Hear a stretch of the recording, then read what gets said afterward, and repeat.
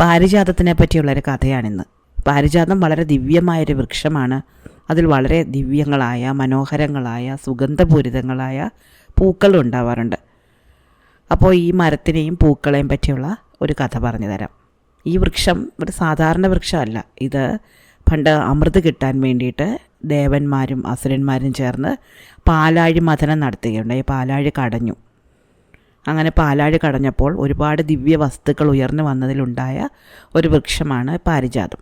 ഈ പാരിജാത വൃക്ഷം ദേവേന്ദ്രൻ ദേവലോകത്തേക്ക് കൊണ്ടുപോവുകയും അവിടെ തൻ്റെ സ്വന്തം വനമായ നന്ദവനത്തിൽ വെച്ച് പിടിപ്പിക്കുകയും ചെയ്തു. അങ്ങനെ നന്ദവനത്തിൽ വളരെ മനോഹരമായിട്ട് പരിരക്ഷിക്കപ്പെട്ട ഒരു മരമായിരുന്നു ഈ പാരിജാത വൃക്ഷം. അങ്ങനെ ഇരിക്കെ ഈ നരകാസുരൻ്റെ ശല്യം കാരണം ദേവകളും മനുഷ്യരും ഒക്കെ വല്ലാതെ പൊറുതിമുട്ടിയിരിക്കുകയായിരുന്നു. നരകാസുരന് ഒരു വരം കിട്ടിയിട്ടുണ്ട്. അയാളെ കൊല്ലണമെങ്കിൽ സ്വന്തം അമ്മ തന്നെ വിചാരിക്കണം, അല്ലാതെ മറ്റാര് വിചാരിച്ചാലും ഇയാളെ കൊല്ലാൻ പറ്റില്ല. എന്തായാലും അമ്മ ഒരു മകനെ കൊല്ലണമെന്ന് വിചാരിക്കില്ലല്ലോ. ഭൂമിദേവിയുടെ മകനാണ് നരകാസുരൻ. ഭൂമിദേവി അവൻ മരിക്കണം എന്ന് വിചാരിക്കാത്തത് കൊണ്ട് തന്നെ നരകാസുരൻ വലിയ ശല്യമായി തീർന്നു. എല്ലാവരെയും ഉപദ്രവിക്കും. ഒരുപാട് രാജാക്കന്മാരെ തോൽപ്പിച്ചു. 16,000 സ്ത്രീകളെ അയാൾ തൻ്റെ തടങ്കലിൽ പാർപ്പിച്ചിട്ടുണ്ടായിരുന്നു, തട്ടിക്കൊണ്ടു പോയിട്ട്. മാത്രമല്ല യാഗങ്ങൾ മുടക്കുക, പൂജകൾ മുടക്കുക, രാജാക്കന്മാരെ ഉപദ്രവിക്കുക, അങ്ങനെ ഒരുപാട് ദുഷ്കൃത്യങ്ങൾ ചെയ്തുകൊണ്ടിരുന്ന നരകാസുരനെ കൊണ്ട് എല്ലാവരും ഇങ്ങനെ പൊറുതിമുട്ടിയിരിക്കുകയാണ്. നരകാസുരൻ മറ്റൊരു കൃത്യം കൂടി ചെയ്തത്. ദേവമാതാവായ അതിഥിയുടെ കാതിൽ കിടന്നിരുന്ന കമ്മലുകൾ, കുണ്ഡലങ്ങൾ ഇയാൾ തട്ടിക്കൊണ്ടുപോയി. ഇതോടെ ദേവേന്ദ്രൻ വലിയ ബുദ്ധിമുട്ടായി. ഇയാളെ കൊണ്ട് ശല്യം സഹിക്ക വയ്യാതായി. ദേവേന്ദ്രൻ ദ്വാരകയിൽ വന്ന് കൃഷ്ണനോട് ഇതേപ്പറ്റി പരാതി പറഞ്ഞു. അപ്പോൾ കൃഷ്ണൻ തൻ്റെ ഗരുഡവാഹനത്തിൽ നരകാസുരനെ കൊല്ലാൻ വേണ്ടിയിട്ട് പോയി. അപ്പോൾ നരകാസുരനെ കൊല്ലാൻ കൃഷ്ണന് തന്നെ പറ്റില്ല. കാരണം നേരത്തെ പറഞ്ഞിട്ടുള്ളതുപോലെ അമ്മ വിചാരിക്കാതെ നരകാസുരനെ കൊല്ലാൻ പറ്റില്ല. അപ്പോൾ ഭൂമിദേവിയുടെ അംശമായിരുന്നു സത്യഭാമ, കൃഷ്ണൻ്റെ ഭാര്യയായ സത്യഭാമ. ഭൂമിദേവി ഭൂമിയിൽ ജനിച്ചതായിരുന്നു സത്യഭാമയായിട്ട്. അതുകൊണ്ട് കൃഷ്ണൻ സത്യഭാമയെ കൂടി കൂട്ടിയിട്ടാണ് നരകാസുരനെ കൊല്ലാൻ പോയത്. വളരെ ഘോരമായി യുദ്ധം നടന്നു. യുദ്ധത്തിൽ വെച്ച് ഇടയ്ക്ക് കൃഷ്ണനൊന്ന് മോഹാലസ്യപ്പെട്ട് വീഴുന്നതായിട്ട് അഭിനയിച്ചു. അപ്പോൾ കൃഷ്ണൻ എന്തോ അപകടം പറ്റിയെന്ന് ഭയന്നു പോയ സത്യഭാമ നരകാസുരനെതിരെ വില്ലുകുലയ്ക്കുകയും അങ്ങനെ ആ അമ്പേറ്റ് ഇയാൾ മരിച്ചു പോവുകയും ചെയ്തു. അങ്ങനെ നരകാസുരനെ കൃഷ്ണനും സത്യഭാമയും ചേർന്ന് വധിച്ചു. അങ്ങനെ നരകാസുരനെ വധിച്ചതിന് ശേഷം അവിടെ നിന്ന് ദേവമാതാവായ അതിഥിയുടെ കുണ്ഡലങ്ങളൊക്കെ എടുത്തിട്ട് കൃഷ്ണനും സത്യഭാമയും കൂടെ ദേവലോകത്തെത്തി. ഇതവിടെ കൊടുക്കണമല്ലോ. അങ്ങനെ ദേവലോകത്തെത്തിയപ്പോൾ ദേവന്മാരെല്ലാവരും ഇവരെ സ്വീകരിക്കാൻ വേണ്ടിയിട്ട് പുറത്തേക്ക് വന്നു. വളരെ സന്തോഷമായിട്ട് അവർ കൃഷ്ണനെയും സത്യഭാമയും സ്വീകരിച്ചു. പക്ഷേ സത്യഭാമ നോക്കുമ്പോൾ ഇന്ദ്രൻ്റെ ഭാര്യയായ ശചീദേവി സ്വീകരിക്കാൻ വന്നിട്ടില്ല. അത് സത്യഭാമയ്ക്ക് ഒത്തിരി വിഷമം ഉണ്ടാക്കി. ശചീദേവി വരേണ്ടതായിരുന്നില്ലേ? താനാണ് ഈ നരകാസുരൻ്റെ വധത്തിൽ മുഖ്യ പങ്ക് വഹിച്ചത്. അപ്പോൾ തന്നെ കൂടി പരിഗണിക്കേണ്ടതായിരുന്നു. തന്നെ സ്വീകരിക്കാൻ വേണ്ടിയിട്ട് ശചീദേവി വരേണ്ടതായിരുന്നു, വന്നില്ല. എന്നാൽ ഇത് സത്യഭാമ പുറത്ത് കാണിച്ചില്ല. അങ്ങനെ കൃഷ്ണനെയും സത്യഭാമയും കൂടി ഇവരകത്ത് കൊണ്ടുപോയി സഭയിൽ ആദരിച്ചിരുത്തി എല്ലാവരും സംസാരിച്ചു. അപ്പോഴും സത്യഭാമയോട് ആരും ഇതിനെപ്പറ്റി ഒന്നും സംസാരിച്ചില്ല. സ്ത്രീകളാരും വന്ന് സത്യഭാമയോട് പരിചയപ്പെടുകയോ സംസാരിക്കുകയോ ഒന്നും ചെയ്തില്ല. കുറേ നേരം കഴിഞ്ഞിട്ട് ഇവർ വീണ്ടും അതിഥിയെ കാണാൻ വേണ്ടിയിട്ട് പോയി. ദേവമാതാവായ അതിഥിയെ കാണാൻ പോയിട്ട് അവിടെ ചെന്ന് കൃഷ്ണൻ താൻ കൊണ്ടുവന്ന കുണ്ഡലങ്ങൾ ഈ അമ്മയ്ക്ക് തിരിച്ചു കൊടുത്തു.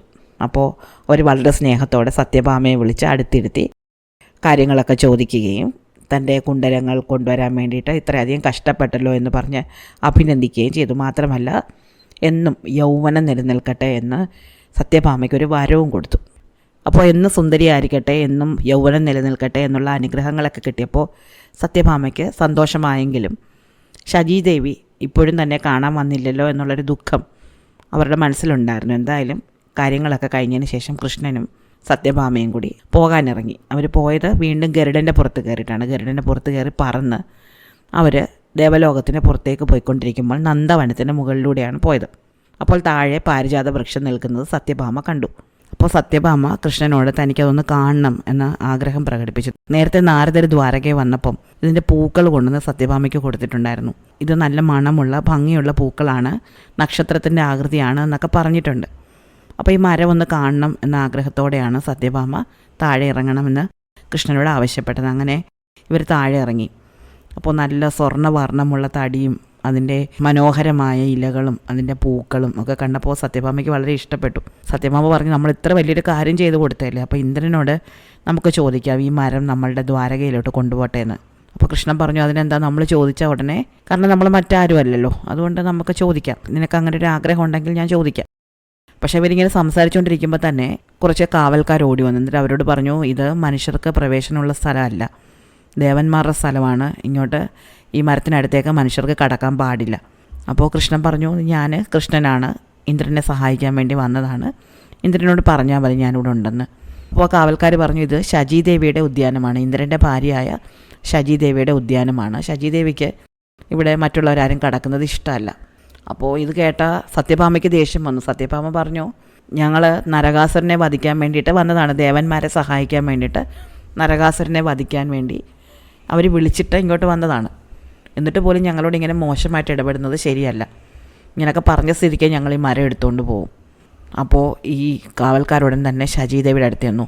എന്നിട്ട് പറഞ്ഞു, കൃഷ്ണനും സത്യഭാമയും കൂടെ നമ്മുടെ നന്ദവനത്തിൽ വന്നിട്ട് ഈ മരം എടുത്തുകൊണ്ട് പോകാൻ ഒരുങ്ങുന്നുണ്ടെന്ന് പറഞ്ഞു.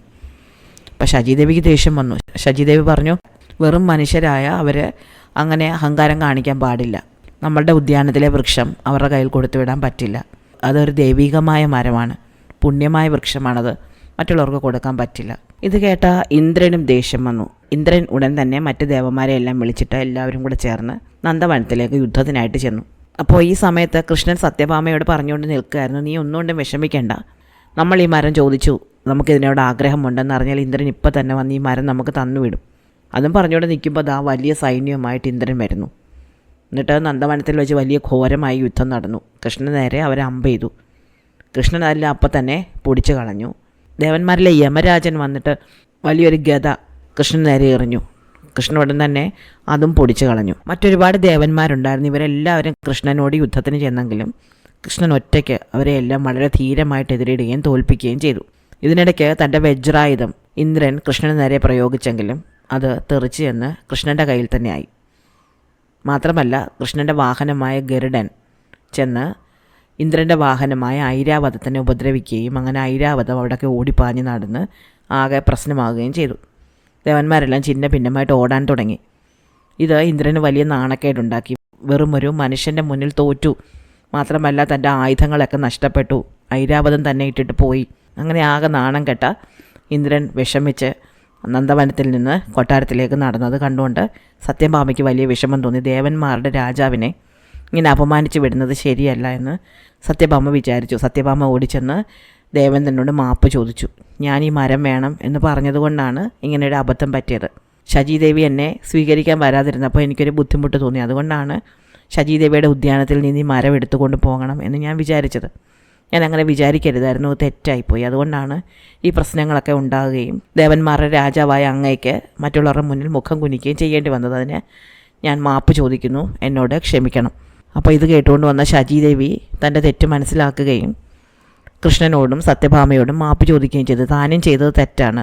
സത്യഭാമ വളരെ വലിയൊരു കാര്യം ചെയ്തപ്പോൾ താനത് അംഗീകരിക്കുകയും വന്ന് അഭിനന്ദിക്കുകയും ചെയ്യേണ്ടതായിരുന്നു. താനും അത് ചെയ്തില്ല. മാത്രമല്ല ഈ മരം ചോദിച്ചപ്പോൾ കുറച്ചുകൂടെ സംയമനത്തോടെ ഇടപെടേണ്ടതായിരുന്നു, അതും ചെയ്തില്ല. അപ്പോൾ അതും തെറ്റായിപ്പോയി. അതുകൊണ്ട് തങ്ങളോടും ക്ഷമിക്കണം. അപ്പോൾ സത്യഭാമ പറഞ്ഞു, ഞങ്ങൾക്ക് ഈ മരം ആവശ്യമില്ല, ഇത് ദേവലോകത്ത് തന്നെ നിന്നോട്ടെ, ഞങ്ങൾ തിരിച്ചു പോവുകയാണ്. ഇങ്ങനെ ഒരു പ്രശ്നമുണ്ടായപ്പോൾ ഞാനൊന്ന് പരീക്ഷിച്ചു എന്നേ ഉള്ളൂ, കുഴപ്പമില്ല. അങ്ങനെ സത്യഭാമയും കൃഷ്ണനും കൂടി പോകാൻ വേണ്ടിയിട്ട് വീണ്ടും ഗരുഡൻ്റെ മുകളിൽ കയറാൻ ഒരുങ്ങിയപ്പോൾ ഇന്ദ്രൻ വന്നിട്ട് പറഞ്ഞു, അങ്ങനെയല്ല, ഈ മരം അങ്ങ് തന്നെ കൊണ്ടുപോകണം. ഞങ്ങളെ വലിയൊരു അപമാനത്തിൽ നിന്നാണ് അങ്ങ് രക്ഷിച്ചത്. നരകാസുരൻ്റെ ശല്യം കാരണം ഞങ്ങളാകെ പൊറുതിമുട്ടിയിരിക്കുകയായിരുന്നു. ദേവമാതാവായ അതിഥിയെപ്പോലും നരകാസുരൻ വെറുതെ വിട്ടിട്ടില്ല. അപ്പോൾ അത്ര വലിയൊരു ശല്യക്കാരനെ ഒഴിച്ചിട്ട് വന്ന അങ്ങ് വെറും ഒരു മരം ചോദിച്ചപ്പോൾ അത് തരാതിരുന്നത് വലിയ അബദ്ധമായിപ്പോയി. ഞങ്ങളങ്ങനെ യുദ്ധത്തിന് വരരുതായിരുന്നു. അങ്ങയോട് വന്ന് കാര്യങ്ങൾ സംസാരിച്ചാൽ മാത്രം മതിയായിരുന്നു. പരസ്പരം സംസാരിച്ചാൽ തീരുന്ന പ്രശ്നം വെറുതെ യുദ്ധത്തിൽ കൊണ്ടെത്തിച്ചത് ഞങ്ങളും കൂടിയാണ്. അതുകൊണ്ട് ഞങ്ങളോട് ക്ഷമിക്കണം, ഞങ്ങളോട് ക്ഷമിച്ചിട്ട് ഈ വൃക്ഷം അങ്ങ് കൊണ്ടുപോകണം. അങ്ങനെ ദേവേന്ദ്രൻ നിർബന്ധിച്ച് ആ വൃക്ഷം കൃഷ്ണന് കൊടുത്തു. അങ്ങനെ കൃഷ്ണൻ ആ മരവുമായിട്ട് ദ്വാരകയിലേക്ക് തിരിച്ചു വന്നു. കൃഷ്ണനും സത്യഭാമയും മരവുമായിട്ട് വന്ന കാര്യം രുക്മിണിയും അറിഞ്ഞു. സത്യഭാമയ്ക്ക് ഇക്കാര്യത്തിൽ ഒരിത്തിരി അഹങ്കാരവും ഉണ്ടായിരുന്നു. ദേവലോകത്തെ ഒരു വൃക്ഷം താൻ ആഗ്രഹിക്കുകയും അത് തനിക്ക് കിട്ടുകയും ചെയ്തല്ലോ. ഇക്കാര്യം മുമ്പ് നേരത്തെ നാരദൻ പുഷ്പങ്ങൾ കൊണ്ട് സത്യഭാമയ്ക്ക് കൊടുക്കുമ്പോഴും കൃഷ്ണൻ പറഞ്ഞിട്ടുള്ളതാണ് രുക്മിണിക്കും കൂടി കൊടുക്കണേന്ന്. സത്യഭാമ കൊടുത്തിട്ടില്ല. താൻ ഈ മരം സത്യഭാമയ്ക്ക് മാത്രമായിട്ട് കൊടുത്താൽ രുക്മിണിക്ക് വിഷമം ഉണ്ടാകുമെന്ന് കൃഷ്ണൻ അറിയാം. മാത്രമല്ല സത്യഭാമ ഈ കാര്യത്തെപ്പറ്റി രുക്മിണിയുടെ അടുത്ത് ചെന്ന് കുറച്ച് ഡംബ് പറയുകയും ചെയ്തു. താൻ ദേവലോകത്ത് നിന്ന് പാരിജാത വൃക്ഷം കൊണ്ടുവന്നിട്ടുണ്ട്, തൻ്റെ തോട്ടത്തിൽ അത് വെക്കാൻ പോവുകയാണ് എന്ന്. രുക്മിണി പ്രത്യേകിച്ച് അഭിപ്രായമൊന്നും പറഞ്ഞില്ല, ചിരിക്കുക മാത്രമേ ചെയ്തുള്ളൂ. എന്തായാലും വൃക്ഷം സത്യഭാമ താമസിക്കുന്ന കൊട്ടാരത്തിൻ്റെ മുറ്റത്ത് കൃഷ്ണനും കൂടി ചേർന്ന് വെച്ച് പിടിപ്പിച്ചു. അത് പിറ്റേന്ന് മുതൽ പൂത്തു തുടങ്ങി. പക്ഷെ പൂക്കുന്ന കൊമ്പുകളൊക്കെ ചരിഞ്ഞു നിൽക്കുന്നത് രുക്മിണിയുടെ മുറ്റത്തേക്കാണ്. മരം നിൽക്കുന്നത് സത്യഭാമയുടെ മുറ്റത്തും പൂക്കൾ വീഴുന്നത് രുക്മിണിയുടെ മുറ്റത്തും. മരം ആഗ്രഹിച്ച സത്യഭാമയ്ക്ക് മരവും കിട്ടി, പൂക്കൾ ആഗ്രഹിച്ച രുക്മിണിക്ക് പൂക്കളും കിട്ടി. അപ്പോൾ ഇതാണ് പാരിജാതത്തെ സംബന്ധിച്ച കഥ. ഇഷ്ടമായോ? അടുത്ത കഥ അടുത്ത ദിവസം.